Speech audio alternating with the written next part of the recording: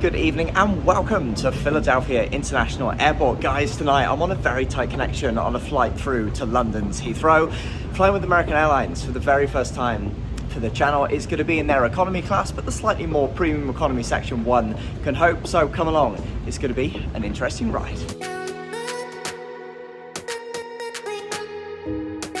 I had a fairly tight connection on that particular evening and mercifully through Philadelphia Airport. It was really nice and slick and easy. Didn't get the opportunity to check out any of the food and beverage outlets before the flight. That said, they were really plentiful and there were a couple of lounges dotted around if you're lucky enough to have status as well.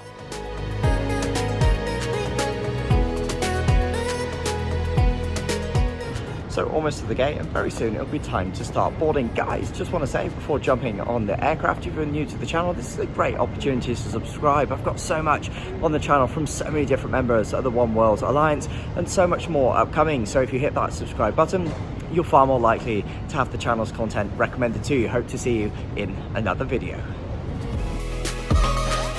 On the boarding front, I was really impressed by American Airlines. They really drilled the group numbers very well indeed. I was lucky enough to have priority boarding with thanks to status, and it wasn't long before we were jumping on board.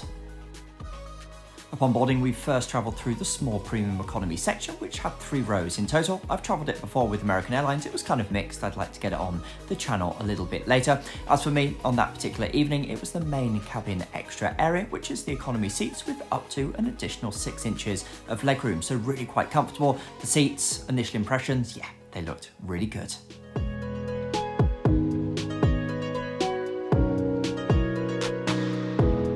Arriving at the seats, I found a pillow and a blanket, more on those in just a moment. There was then also a fully adjustable padded headrest. I was certainly looking forward to getting up in the skies and making full use of this, with this being an overnight flight back to London's Heathrow. There was also then adjustable vents and also some additional reading lights just above the seats.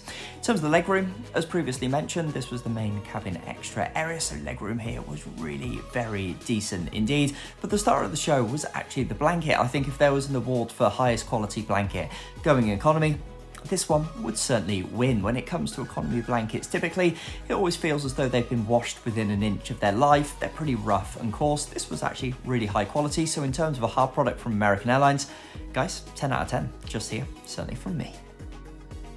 Despite it being a pretty full flight, the crew did a fantastic job of getting everyone on board on time, and it wasn't long before we were pushing back, bound for London. At this point in time, I'm going to turn the music down very slightly so you can enjoy this fantastic takeoff as we depart Philadelphia.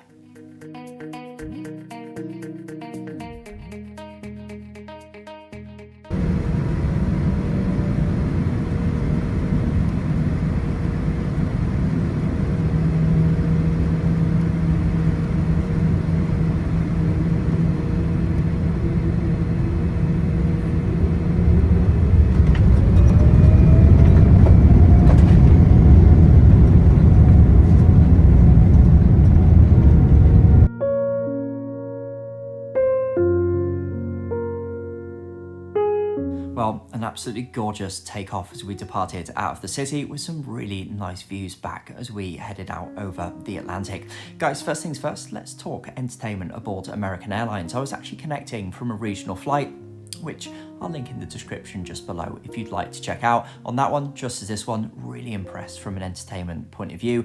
The only slight downside was the Wi-Fi. Yes, the flight was fully enabled, certainly in terms of pricing, although they did offer a bit of an all-you-can-eat buffet in terms of allowance on that front.